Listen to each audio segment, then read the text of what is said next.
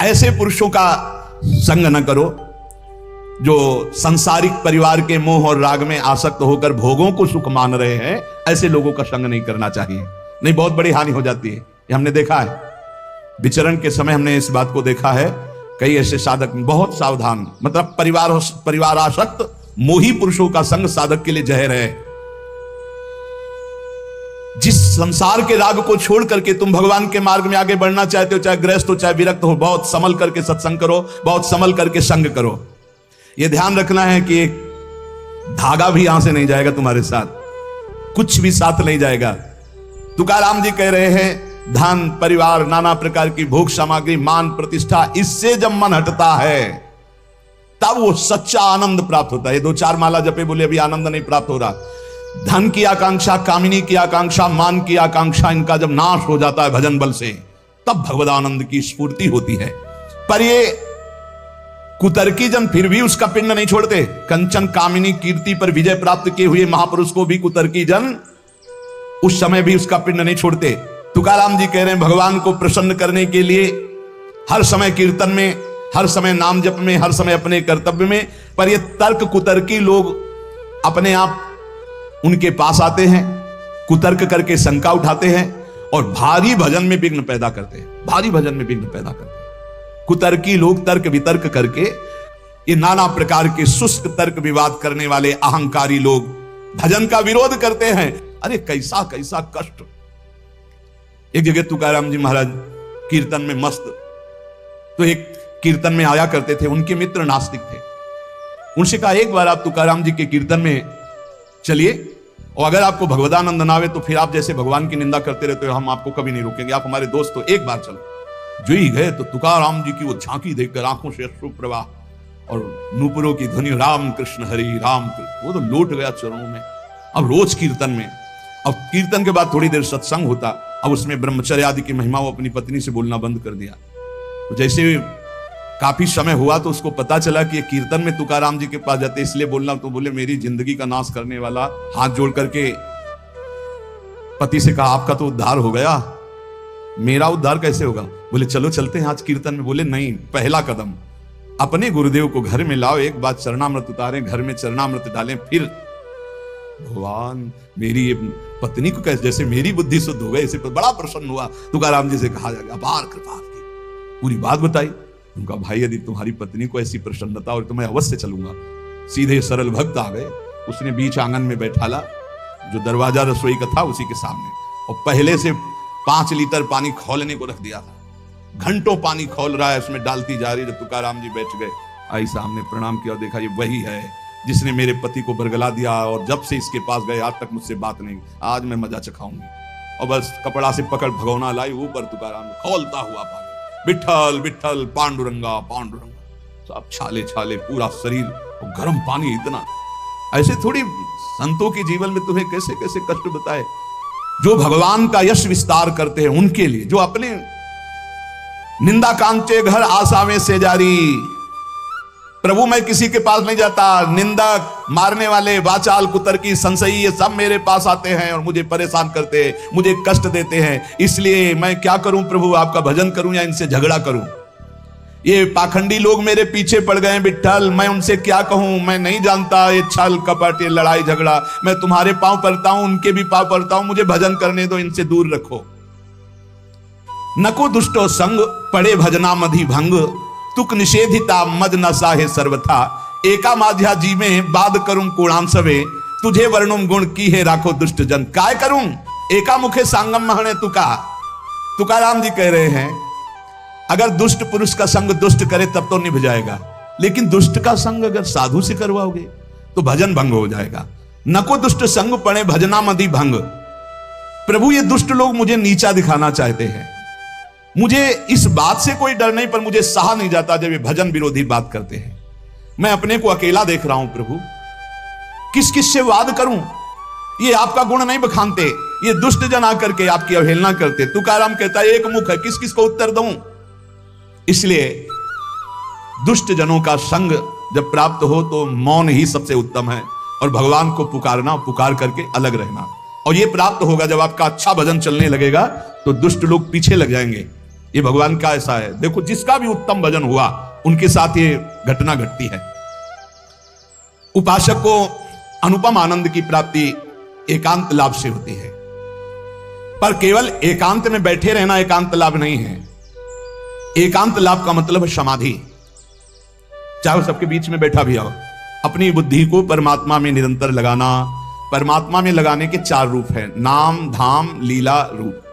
जो नाम रूप लीला धाम है, इनमें सबसे सहज सरल नाम है, क्योंकि धाम भी सब कोई वास नहीं कर सकता। नाम जहां जो हो, जहां हो जो हो, बालक वृद्ध स्त्री पुरुष पढ़ा लिखा मूर्ख कोई भी हो, नाम जब सबको भगवत प्राप्ति करा देता है। गोस्वामी श्री तुलसीदास जी महाराज विनय पत्रिका में कह रहे हैं, बहुत जोर की बात है, कह रहे हैं कि नाम राम रावरोई हित मेरे स्वार्थ परमारथ साथिन सो भुज उठाई कहो तेरे नाम राम रावरोई हित मेरे।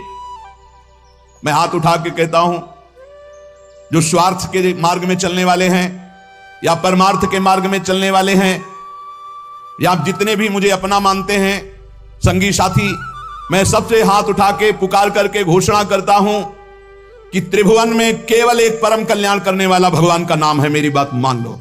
गोस्वामी तुलसीदास जी, नाम चल रहा है, कहीं भी हो आपको भगवत प्राप्ति हो जाएगी। नाम चल रहा है, नाम। जननी जनक तजो जनमी करम बिनु विधु ही सृजो अवडेरे मोहू सो को कहत राम ही को सो प्रसंग के ही केरे। देख लो मेरा भाग्य, जन्म लेते ही माता चली गई। बड़े महापुरुषों के साथ बड़ी घटनाएं घटती। जन्म लेते ही माता चली गई। अभागी जानकर पिता ने कभी प्यार नहीं किया, त्याग कर दिया। जिस पुत्र के प्रकट होती है मेरी अर्धांगिनी चली गई, मैं ऐसे पुत्र का मुंह भी नहीं देखना चाहता। तो माता ने तो शरीर त्याग के चली गई, पिता ने मुझे त्याग कर दिया। ब्रह्मा ने मुझे कुछ अभागा ही रचा है। गोस्वामी तुलसीदास जी कहते हैं, बड़ा बेढप मेरे भाग्य की रचना करी। जिसके दरवाजे में खड़े हो जाते टुकड़ा नहीं देता, भगा देता। जिस दासी ने पालन पोषण किया, कुछ दिन बाद वो भी पधार गई। सबको यह भ्रम हो गया कि तुलसीदास जी महाराज के लिए कि बड़ा भागा बालक है, जिसके दरवाजे पे खड़ा होगा कोई घटना घट जाएगी, कोई भोजन नहीं दे। बोले ब्रह्मा ने कुछ भाग्य ऐसा रचा था। अब जो मुझे समझ में आया कि मेरा जो भाग्य बदला वो राम नाम से। राम राम राम, पकड़ो बात को, पकड़ो। अब तो कोई कोई कहता है कि तुलसी राम का है। अब अभाग्य मिट गया। बड़े बड़े बादशाह ताज उतार कर रखते हैं। जानते हो ये सब क्यों हो रहा है? क्योंकि हमने राम नाम का आश्रय ले लिया। अब खूब राम राम राम राम जपता हूं, उसका परिणाम हुआ कि सब कोई सम्मान देता है, सब ताज उतार के रख रहे हैं, प्रणाम नमस्कार दुनिया वाह वाह। क्यों? क्योंकि राम राम जपता हूं, राम का हूं, इसलिए।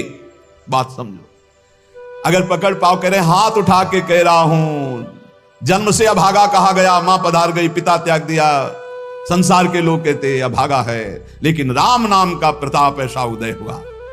मोहू से को कहत राम ही को सो प्रसंग कह के रे। उसी नाम के बल से लोग अब कहने लगे तुलसी तो राम का है। फिर ओ ललाट बिनु नाम उदर लगी, दुखो दुखित मोहि हेरे। आहा, जब मैं राम नाम का आश्रय नहीं लिए था, तब पेट भरने के लिए द्वार द्वार पर ललचाकर भूख से व्याकुल होकर खड़ा होता। उस समय मेरी दशा मुझे याद है कि अगर दुख देखे तो दुखी हो जाए, ऐसी मेरी दशा थी। बालक अवस्था, भूख से व्याकुल, दूसरे के दरवाजे पे खड़ा और धक्का मार के लोग भगा देते हैं, अभागी है। फिर ओ ललाट बिनु नाम उदर लगी, दुखो दुखित मोहि हेरे। अब बोले नाम प्रसाद लहत रसाल फल, अब हो बबूर बहेरे। नाम राम राव रोई हित मेरे। जब नाम जब शुरू हुआ तो नाम की कृपा से क्या हुआ कि बबूल और बहेड़े के जो वृक्ष थे, अब उनमें आम लग गया। मान लो मेरा जीवन बबूल का पेड़ था, बहेड़े का पेड़ अपवित्र माना जाता, लेकिन उसमें आम लग सकता है, लेकिन लग गया क्योंकि मेरा जीवन ऐसा था। आज परमानंद की बाढ़ आ रही। बोले वे किसके बल से? बोले राम राम राम, नाम के बल से आई। नाम प्रसाद लहत रसाल फल, रसाल माने आम का फल, अब हो बबूर बहेरे। पहले तो मैं कैसा था? बोले बबूल का पेड़, काटा ही उगेगा, दुख ही मिलेगा। जब नाम का जप शुरू किया तो उसी बबूल में रसाल लग गया, आम का फल अर्थात महान आनंद। साधत साधु लोक परलोक ही, सुनि गुनि जतन घनेरे, तुलसी के अवलंब नाम को एक गांठ कई फेरे, नाम राम राव रोई हित मेरे। संत जनों ने, शास्त्रों ने जब कहा कि जीव के समस्त दुखों को मिटाने में समर्थ है नाम, बस उसके अनुसार हमने पकड़ लिया, नाम जप करना शुरू कर दिया। उनकी बात मान करके जब नाम जप किया तो लोक परलोक सब बन गया। हरिवंश महाप्रभु के यही परलोक सकल सुख पावत मेरी सो भैया कृष्ण गुण संत। इस लोक और परलोक में समस्त सुख आपका वर्ण कर लेंगे, मेरी बात मान लो, मेरी कसम है तुम्हें, तुम नाम जप शुरू कर दो। अगर दुख से निपटना चाहते हो, तभी लोग कहते हैं बाबा का हर प्रश्न का उत्तर नाम होता है। इसलिए नाम है कि एकमात्र समर्थ नाम है जो सारे पापों को मिटा दे। पापों से ही दुख मिलता है।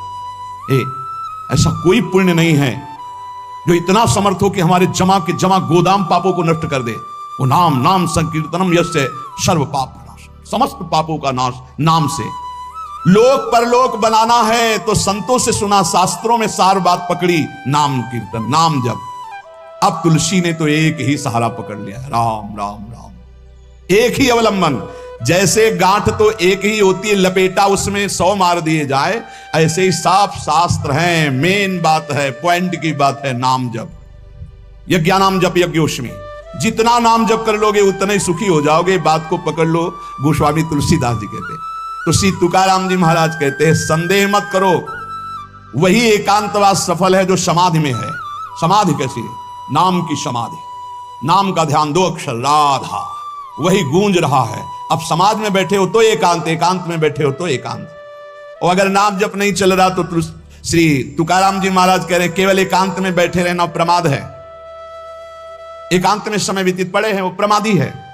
तो कहा ऐसे एकांतियों को, जैसे सांप भी तो बिल में रहता है, गुफा में चूहा भी रहता है, पीछे आपने चर्चा सुनी, क्या उनको भगवत प्राप्ति हो जाती है क्या? हाँ, नए साधक को चाहिए कि कुछ समय एकदम शांत, जैसे आप लोगों के पास कुटिया है, कमरा है, एकांत कमरे को अपना गुफा समझो, सेवा और वाणी पाठ आदि किए, कुछ समय तो एकांत मिलता ही है। उस समय बैठ करके मन को प्रभु के चिंतन में, कई बार हम कहते हैं कि आप कहां हो, हजारों बार यहां सत्संग में कहते हैं नाम चलाओ, अंतर्मुख। जब हम सेवा में लगे हैं तो नाम चिंतन चल रहा है, जब सेवा से विलग है तो एकदम समाधिस्थ है, एकदम आनंद, नाम चल रहा जी। ठाड़े बैठे परे उताना, कबीर काहे हम राय ठिकाना, चिंतन ही हमारे जीवन का सार है, इतनी बात समझ लो। अगर आपका चिंतन नहीं चल रहा, हम कोई महत्व नहीं रखते, इन सब बाहरी बातों का महत्व नहीं रखते, ध्यान रखना। खास बात है आपका चिंतन क्या चल रहा है। हमारे हृदय को प्रसन्न करने वाली सबसे बड़ी सेवा है आपका चिंतन। अचानक दृष्टि आपके चेहरे में पहुंचे और आपकी नेत्र दिखाई दे रहे अंतर्मुक्ता में, एक हृदय में शीतलता आ जाती है, हाँ काम हो गया।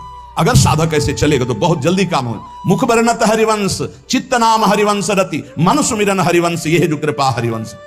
एक क्षण का भी, जैसे हम चर्चा कर रहे हैं तो भगवत चर्चा और एकांतिक कर रहे हैं तो भगवत प्रश्नोत्तर, उस समय भी किसी के भी एक चेहरे को लक्ष्य बना लेते हैं। वो समझता है हमको बहुत प्यार करके देख रहे हैं, नहीं, हम उस समय नाम लिखते हैं, नाम लिख करके वार्ता करते जा रहे हैं, बराबर दृष्टि उसके जमाए हुई है, वो समझ रहा है हमारी तरफ देख रहे हैं, हम बिल्कुल नहीं पहचानते ही नहीं कौन होगा, हम तो बोर्ड मिल गया, अच्छा उसमें नाम लिख रहे हैं, अपनी वार्ता कर रहे हैं। साधु हर समय सावधान सो साधु नहीं, साधु काहे का सेवा सुमिरन सावधान। इसलिए हम माइक से गरज के कह रहे हैं कि हम कभी भी किसी से पूछ सकते कहां हो, पक्का समझ लो।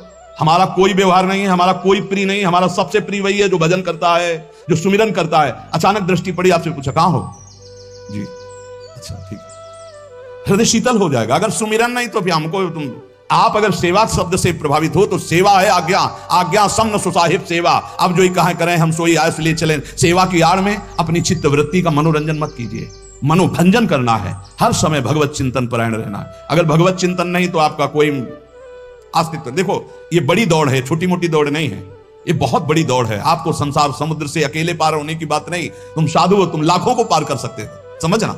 मान लो अगर आप भगवत प्राप्त हो गए तो लाखों को अपनी कृपा रूपी नौका में बैठालकर संसार समुद्र से पार करोगे। साधु अपने लिए भजन नहीं करता, हाँ इस जगत के लिए भजन करता है। सर्वे भवन्तु सुखिनः, सर्वे सन्तु निरामया। श्री तुकाराम जी कह रहे हैं एकांतवास लाभ उसी का जिसका चिंतन चलता है। भाई इस बात पर बहुत जोर दिया भगवान श्री कृष्ण चंद्र ने, अनन्यश्चिन्तयन्तो माम अनन्य चेता सततम, बार बार भगवान इस बात पर जोर दे रहे हैं। जनसंग में नाम चल रहा है तो आप एकांत हो, एकांत में नाम जब नहीं चल रहा तो आप प्रपंची हो। देख लो अंदर प्रपंच चल रहा होगा। जन संसर्ग से शून्य अर्थात भीड़ भाड़ में रति न होना, अर्थित जन संसदी, और एकांतिक भगवत चिंतन होना। हम एकांत को समझते कमरा में पड़े हैं तो हम एकांत हैं, हम ऐसा एकांत नहीं समझते। एकांत है कि हम प्रभु के चिंतन में हैं तो एकांत है, चाहे बाजार में खड़े हो। अगर प्रभु का चिंतन नहीं है तो एकांत में कमरा में पड़े पड़े एकांत में कोई लाभ नहीं। एकांत में उसी का लाभ है जो एकदम समाधिस्थ तन्मय है। एकांत में समाज में सावधान होकर चेष्टाएं कर रहा है और नाम अंदर अंदर चल रहा है। आनंद कंद भगवान गोविंद को छल छंद अच्छा नहीं लगता, मतलब नाटकबाजी अच्छी नहीं लगती। जहां हो वहीं भजन करो, जैसे हो उस परिस्थिति में भजन करके दिखाओ। भजन की भूख जग जाए यार, यही सत्संग का लाभ है। भजन की भूख जग जाए। एकांत का तात्पर्य है प्रभु की शिवा और कुछ सुमिरन में ना ना, प्रभु के चिंतन में डूबना। ए भाई समझो, सत्संग सुन रहे हो उसको पकड़ो, अपने हृदय में बार बार चलाओ। देखो ये अंदर से बात समझ लीजिए, हम उसे बहुत जी जान से प्यार करते हैं जो भजन करने वाले हैं। हम जिन साधकों को देखते हैं कि अपनी सेवा दिनचर्या और भजन किसी से मतलब नहीं, ऐसे ऐसे साधक हैं कि एक एक दो वर्ष हो गए हमने कभी उनसे राधे श्याम हमारी उनकी नहीं हुई होगी। और आप सच्ची मानिए एक दिन भी ऐसा नहीं जो हमारे चिंतन में नाते हो, चिंतन के द्वारा उनका पोषे। और हमारे पास हो अगर भजन नहीं करते तो सच्ची मानिए हम जानते भी नहीं है। अभी आप हमें अंदर की बात, जैसे वो कह रहे थे कि हम जान गए आपको, तो हम कहा नहीं जाने हो। जान जाओगे तो प्रेमानंद बन जाओगे, प्रेम और आनंद, प्रिया और लाल के रूप में डूब जाओगे। ये हमारे गोविंद आनंद कंद सच्चिदानंद प्रभु को ये छल छंद अच्छे नहीं लगते, उनको तुम छल कपट में नहीं फंसा सकते। एकांत निष्ठ भक्त, उसका मतलब हम तुरंत ले जाते हैं कमरा एकांत, गुफा एकांत नहीं, एकांत हृदय, एकांत निष्ठ भगवान के चरणारविंद में। शाब्दिक एकांतिक में मत जाइए कि शब्द का एकांत कि भाई शोरगुल नहीं हो रहा, हम एकांत कमरे में पड़, नहीं नहीं, आंतरिक एकांत में अकेले चुपचाप बैठे रहना एकांत नहीं कहता, भगवान में खोए रहना एकांत कहता। इसको समझिए, प्रभु में खोए रहना, एकांत वास का तात्पर्य सच्चिदानंद प्रभु में खोए रहे। तो सत्संग